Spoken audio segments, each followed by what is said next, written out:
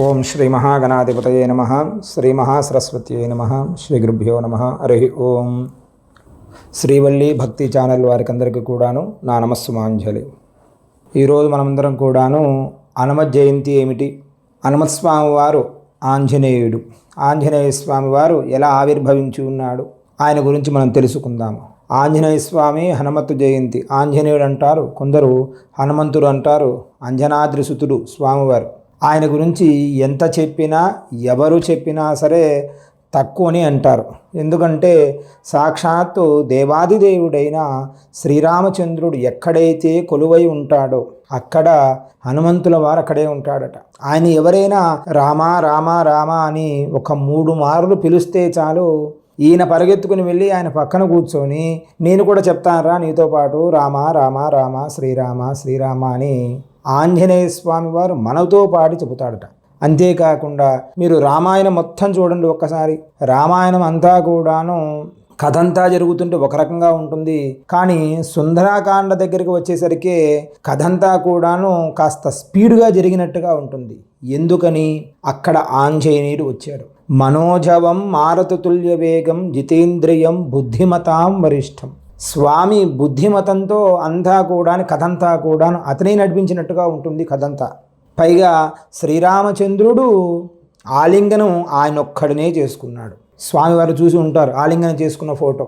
ఆంజనేయుడు ఎంత పరవశించిపోయాడంటే అతడి కంటే ఎక్కువ పరవశించిన వాడిలో ముఖ్యమైన వారు ఎవరయ్యా అంటే శ్రీరాముడు.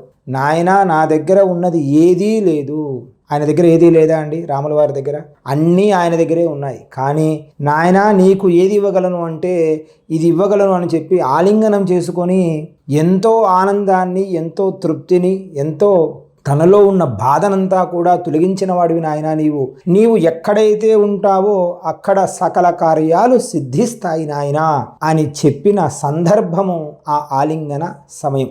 సరే, అసలు ఆంజనేయ స్వామి వారు ఇంకా రాముడి గురించి ఆంజనేయ స్వామి గురించి చెప్పుకుంటూ పోతే అసలు ఈయనకు ఆయనకు అభేదం లేదు. కానీ ఈయనకు ఎన్ని తెలిసినా కానీ ఎక్కడ ఉంటాడు? ఇప్పుడు మనకి ఏదైనా ఒక విద్య వచ్చు అనుకోండి, ప్రతివాడు ఇలా కాళ్ళ ఎగిసి నిల్చుంటాడు, నాకు ఇది వచ్చండి, నేను ఇది బాగా చేయగలుగుతానండి అని చెప్పి ఎదుటివాడిని తక్కువ అంచనా వేసి వీడు ఎక్కువగా చూపించగలుగుతాడు. కానీ ఆంజనేయుడు మాత్రం లంకకు వెళ్ళాడు. అక్కడ యుద్ధంలో చాలామందిని సంహరించిన ప్రత్యేక కీర్తి కూడా ఈయనదే. కానీ ఏమీ మాట్లాడు. లంకకు వెళ్ళాడు, లంకకు వారధి కట్టాడు, అయినా ఏం మాట్లాడు. అంటే ఏమిటి? రామాయణంలో 75% అంతా కూడా ఈయన పూర్తి చేసి చుట్ట కట్టుకొని వచ్చాడు. అయినా సరే స్వామి ఎప్పుడైనా చూస్తే మీరు చూసి ఉంటారు దేవాలయంలో ఇలాగే కూర్చుంటాడు. అదేమిటి ఇలా నిఠారుగా కూర్చుంటాడంటే కూర్చోడు, తల వంచి కూర్చొని ఆయనను చూస్తూ ఉంటాడు. తండ్రి నాకు ఏమీ అక్కరలేదు, నీ పాదములే నాకు శరణ్యం అని కూర్చొని ఉంటాడు. అంతటి ఆంజనేయ స్వామి వారి వృత్తాంతం గురించి మనం ప్రతి ఒక్కరము తెలుసుకోవాలి. ఆ కథంతా కూడా మనం ఇప్పుడు విందాం, తెలుసుకుందాం. ఒకసారి దేవలోకంలో ఇంద్రాది దేవతలంతా కూడా కొలువు తీరి ఉన్నారు. అక్కడ పుంజిక స్థల అనే అప్సరస బృహస్పతితో పరిహాసం ఆడుతుంది. ఆమె చేష్టలకు ఆగ్రహించిన బృహస్పతి భూలోకాన వానర స్త్రీగా జన్మించమని శపించాడు. తీవ్రమైన ఆందోళనకు బాధపడి స్వామి దీనికి శాప విమోచనం చెప్పండి స్వామి అని చెప్పి కన్నీటితో బాధపడి ప్రాధేయపడింది. కారణ జన్ముడైన వానర వీరుడిని జన్మించగలుగుతావమ్మా నీవు, తర్వాత నీవు తిరిగి దేవలోకానికి చేరగలుగుతావు అని చెప్పి ఆయన అనుగ్రహించాడు. దానితో ఆమె భూలోకాన అంజనాదేవిగా జన్మించింది. అంజనాగర్భ సంభూతాయే నమః అని వింటారు కదా, ఆ అంజనాదేవి ఈమె.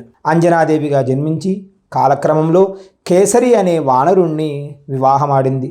శాప విమోచనం, తనకి వీరుడైనటువంటి పుత్రుని కావాలి అని చెప్పి ప్రసాదించమని ఆమె వాయుదేవుడిని ప్రార్థించింది.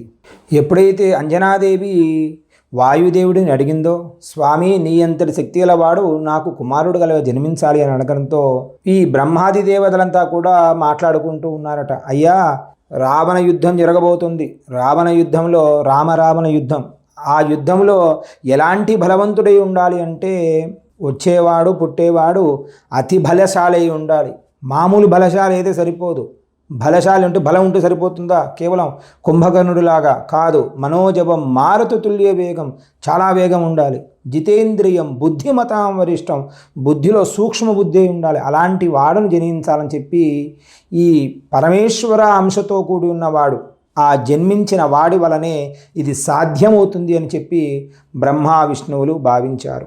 అయితే పరమశివుడి వీర్యశక్తిని పార్వతీదేవి భరించలేకపోవడం అంతా కూడాను కథంతా మీకు తెలుసు. శివపార్వతి కథ అంతా కూడాను.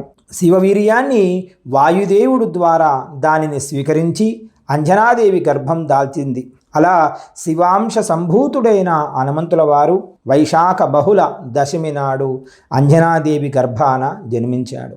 అందరూ మరి అనుకుంటారు, అయ్యా హనుమత్ జయంతి అని 2 సార్లు వస్తుంది కదయ్యా, మరి హనుమత్ జయంతి ఇతపూర్వం ముందు చేశారు, మళ్ళీ హనుమత్ జయంతి ఇప్పుడు వైశాఖ మాసంలో కూడా చేస్తున్నారు ఏమిటి? అయ్యా అది 2 హనుమత్ జయంతులు కాదు.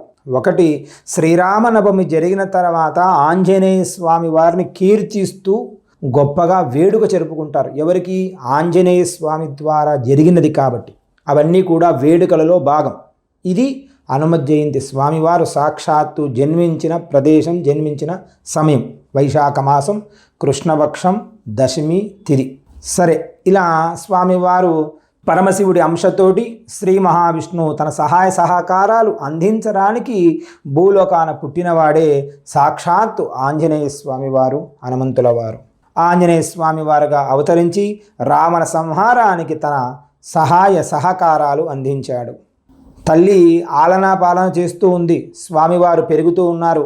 ఈయన ఏమిటంటే, స్వామి అందరికీ తెలుసు, ఆంజనేయ స్వామి అంటే కోతులు కదండి. ఈయన పుట్టడంతోనే కోతి, వానరుడు కదా. కోతులు ఏమిటి? ఇక్కడ కూర్చుంటే అక్కడికి వెళ్తాయి, అక్కడ కూర్చుంటే అక్కడికి వెళ్తాయి. చిటుకు చిటుకు అని మారిపోతూ ఉండడం కోతి లక్షణం. ఏమిట్రా కోతిలా ఎగురుతావు, కోతిలా ఎగురుతూ ఉంటావు ఏమిటని చెప్పి అందరూ అంటూ ఉంటారు పెద్దలు. అదేవిధంగానే ఈయనకున్న శక్తితోటి, ఈయనకున్న వేగంతో సాక్షాత్తు సూర్య భగవానుడి వద్దకు వాయువేగంతో బయలుదేరాడు. వెళ్ళి అదేమిటి పెద్ద పండులాగా ఉంది తిందామని చెప్పి స్వామివారు ఆకాశానికి వెళ్ళి సూర్యుని చూసి దానిని తినడానికి ప్రయత్నం చేశాడు. అంటే అంత శక్తి గలవాడు ఆంజనేయ స్వామివారు. చూశాడు, ఇదేమిట్రా నన్ను తినేస్తాడేమని చెప్పి ఆయనను చూసిన ఇంద్రుడు కూడా తన వజ్రాయుధాన్ని విసిరాడట. దాన్ని ధాటికి తట్టుకోలేక అక్కడి నుండి కిందకు పడిపోయి హనుమంతుడు ఎడమ దవడకి గాయం కావడంతో స్పృహ కోల్పోయాడు ఆంజనేయుడు. దాంతో దేవాది దేవతలంతా కూడా మళ్ళీ అక్కడకు చేరుకొని హనుమంతుడు చిరంజీవిలాగా ఉండాలి అని చెప్పి అందరూ కూడా ఆశీర్వదించారు. అలా దేవతల నుంచి వరాలు పొందినవాడు హనుమంతుడు. ఇతని చేష్టలు ఏమిట్రయ్యా అంటే అల్లరి చేస్తారు. ఇందాక చెప్పిన విధంగా అడ్డు అదుపులు లేవు. దాంతో ఎవరైనా గుర్తు చేస్తే తప్ప అతడు నేను శక్తి గలవాడిని, బలవంతుడు అని ఎవరికీ తెలియదు. కాబట్టి చివరిలో మీరు లంక వెళ్ళడానికి నాయనంతటి వాడనయ్యా, మీతో పాటు సమానం కదయ్యా అని చెబుతూ ఉన్నాడు సుందరకాండలో. చెబుతూ ఉంటే, నాయన నువ్వు చిన్నవాడివి కాదరా నాయన, ఒకప్పుడు నీ అంశ ఇలా జరిగింది, సూర్యుడు వద్దకే వెళ్ళి నువ్వు వెళ్ళావయ్యా, అంతటి బలశాలివి, అంతటి తెలివి గలవాడివి. కాకపోతే ఋషులు మాత్రం నిన్ను కప్పారు, నీలో ఉన్న బలాన్ని కప్పిపెట్టారయ్యా. నీవు కనుక తలుచుకుంటే జరగనిదంటూ ఏది లేదు నాయన అని చెప్పాడు. పైగా సూర్యభగవానుడి దగ్గర విద్యలను అభ్యసించాడు హనుమంతుల వారు. రామాయణానికి నిండుతనంగా ఉండడానికి ఎవరైనా ఉన్నారయ్యా అంటే ఆంజనేయుడు మాత్రమే. సుగ్రీవుడి కదలికలు తీసుకొచ్చినవాడు, అతని సైన్యాన్ని ముందుకు నడిపించినవాడు, లంకలో ఉన్న సీతమ్మను వారి జాడ తెలుసుకోవడానికి దోహదపడినవాడు ఆంజనేయుడు. వారిని నిర్మించడములో యుద్ధరంగాన లక్ష్మణుడు మూర్ఛపడిపోయినప్పుడు కూడా సంజీవని పర్వతాన్ని తీసుకురావడంలో కూడా హనుమంతుల వారు ప్రధాన పాత్ర పోషించారు. అందుకే హనుమంతుడు రామాయణంలో ఆంజనేయుడు పాత్ర లేకుండా మనం రామాయణం చూడలేము. అంతేకాకుండా దుష్టగ్రహాలు ఏదైనా మనకు జాతకంలో ఇబ్బందులు పెడుతూ ఉన్నాయి అంటే, శని దోషాలు కానీ, రాహు దోషాలు కానీ, లేదా కుజుడికి సంబంధించిన దోషాలే కానీ ఏదైనా ఉంటే కేవలం ఆంజనేయ స్వామి వారికి ఆరాధన చేయడం వలన అవన్నీ తొలగిపోతాయి. సింధూరార్చన వలన భయాలన్నీ కూడా తొలగిపోతాయి. శత్రుభయం తొలగిపోతుంది. మన దగ్గరే ఉంటూ మనని ఇబ్బంది పెట్టేవారు మిత్రభయం, అది కూడా తొలగిపోతుంది. సకల భయాలను తొలగించడానికి ఆంజనేయ స్వామి వారు మన దగ్గరికి వస్తాడు. అలాంటి ఈ హనుమత్ జయంతి రోజున ప్రతి ఒక్కరూ కూడాను మన దగ్గరలో ఉన్న దేవాలయానికి వెళ్ళండి.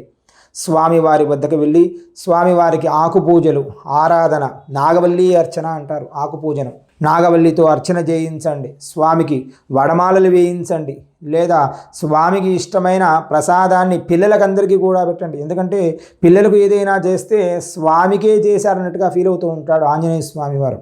కాబట్టి పిల్లలకు ఏదైనా అర్చనలు చేయించండి. అంటే వాళ్ళకి ఇష్టమైనవి ఏమైనా కొనిపించండి, ఆనందపడతారు స్వామివారు. అవకాశం ఉంటే హనుమాన్ చాలీసా పారాయణం చేయండి, లేదా ఆంజనేయ స్వామి వారి దండకం చదవండి. ఏది చేసినా కానీ హనుమత్ జయంతి రోజు అది విశేషమైన ఫలితాన్ని మనకు ఇస్తుంది. అన్నీ ఇచ్చి ఉన్నవాడు కదా ఆంజనేయుడు. అంతటి స్వామికి మనం ఏమైనా ఇవ్వగలమా అంటే కేవలం ఒకటే ఇవ్వగలం. ఏమిటి? హనుమత్ జయంతి రోజు మనము వెళ్ళి స్వామివారి వద్దకు వెళ్ళి, తండ్రి మహానుభావ, నీ అంతటి శక్తి నాకు రావాలి, నీ అంతటి బుద్ధి నాకు రావాలి అని చెప్పి ప్రతి ఒక్కరు కూడా స్వామిని ఆరాధన చేయండి. స్వామి ఇలా నమస్కారం చేస్తే చాలు సంతుష్టుడవుతాడట. కేవలం ఆంజనేయ అంటే చాలట, అలా కాదు. రామ రామ రామ అని చెప్పి, ఈయనకు భాష ఆయనే కదా, ఆయన వద్దకు వెళ్ళి ఆయన పేరు చెప్పి నమస్కారం చేస్తే మా దగ్గరకు వచ్చి కూడా స్వామి పేరు చెబుతున్నాడు రా వీడు నా భక్తుడు అని చెప్పి అప్పుడు మన దగ్గరకు వస్తాడు ఆంజనేయుడు. కాబట్టి శ్రీరామ జయ రామ జయ జయ రామ అను నామముతో శ్రీరాముడును అర్చించండి. ఆంజనేయ స్వామి వారు మీ మాట వింటాడు. మనలో ఉన్న జాతకంలో ఉన్న గ్రహబాధలన్నీ కూడా తొలగించడానికి సిద్ధముగా ఉంటాడు ఆంజనేయుడు. కాబట్టి ప్రతి ఒక్కరము కూడాను ఆంజనేయ స్వామి వారిని ఆరాధన చేద్దాం. అందరం కూడా ఆనందముగా ఉందాం. మీరందరూ కూడా ఆనందంగా ఉండాలని కోరుకుంటూ మీ శ్రీకాంత్ శర్మ. మంగళం మహత్. స్వస్తి.